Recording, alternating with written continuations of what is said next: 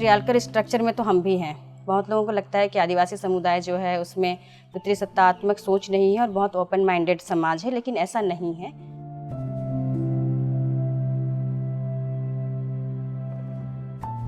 जोहार, नमस्ते। मैं अगस्टीना हूँ और झारखंड के सिमडेगा जिले में रहती हूँ। जैसे कि सिमडेगा बोलने से बहुतों को पता है, सिमडेगा जिला हॉकी के नर्सरी के नाम से जाना जाता है और यहाँ से कई ओलंपियन हुए हैं जो हॉकी के क्षेत्र में हमारे क्षेत्र का नाम बढ़ाए हैं। और हमारा सिमडेगा जिला उड़ीसा एवं छत्तीसगढ़ के बॉर्डर से सटा हुआ एक पिछड़ा इलाका है, पिछड़ा जिला है, जिसमें लड़कियां और बच्चियों का मानव तस्करी एक आम समस्या है। तो जिनके साथ इस तरह की समस्या होती है वो मेरे ही आदिवासी समुदाय से आती हैं। और जैसे कि सब लोग जानते हैं, आदिवासी समुदाय की महिलाएं बहुत कम बोलने वाली, संकोची और मुख्य धारा से कटी भी होती हैं। इस वजह से जब उनके साथ कई तरह की समस्याएं आती हैं तो वो खुद से बहुत बार चीज़ों को आगे तक नहीं ले जा सकती हैं। हमारे समाज का भी जो स्ट्रक्चर है उसकी मीटिंग्स में जब भी हम जाते हैं तो हम ये देखते हैं कि मानव तस्करी का मुद्दा, बाल विवाह का मुद्दा, आदिवासी महिलाओं के घरेलू हिंसा का मुद्दा, डायन कुप्रथा के मुद्दा पर अगुवाई ले रहे लोग अभी भी मतलब कि समस्या के तौर पर नहीं देखते हैं और उस पर खुलकर चर्चा नहीं होती। तो सामाजिक बैठक भी किए थे और दोनों तरफ से मुखिया बैठक भी किए थे, उसमें भी फैसला नहीं हुआ। तो हम अगस्टीना दीदी को बात किए, दीदी बताई, फिर वन स्टॉप सेंटर भेजी, वहाँ गए तो पूरा सहयोग मिला।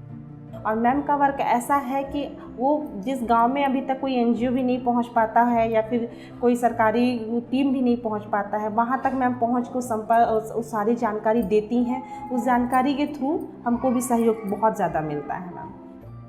अधिकतर जो लोग रहने वाले हैं वो गाँव में ऐसे क्षेत्र में रहते हैं जिनको कानून की या अपने अधिकार का, अपने कर्तव्य की जानकारी उन्हें नहीं है। इनके आने के बाद कम से कम लोगों को समझ में आ रहा है कि हम बाहर जा रहे हैं तो हमारा शारीरिक शोषण भी हो रहा है और आर्थिक शोषण तो हो रहा है, लेकिन अब इस मामले में बहुत कमी आई है। इसलिए इनके योगदान को मैं हर ढंग से काफ़ी सराहता हूँ और जहाँ भी कोई कानूनी बातें होती है हमसे डिस्कस करते हैं और समस्या का निदान करते हैं।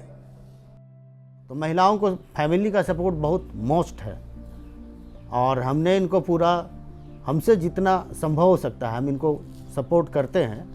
मेरी पहचान उनसे भी जुड़ती है और उनकी पहचान हमसे भी जुड़ती है, तो हम लोग एक दूसरे के पूरक हैं। मेन स्ट्रीम मीडिया में जिस तरह से हमारी भावनाओं को प्रस्तुत किया जाता है वो बहुत बार नेगेटिव दिशा में लेके जाता है। इसलिए फिर हमने यूट्यूब को लगातार चलाने का निर्णय लिया, जिसमें मेरे 2 साथी वॉलंटियर करते हैं। अभी तो इनका चैनल भी शेयर हो रहा है, इसलिए सभी लोग देखते हैं कि दीदी इतना काम कर रही है अपना जिला वर्ग के लिए, अपना प्रखंड, अपना पंचायत वर्ग के लिए।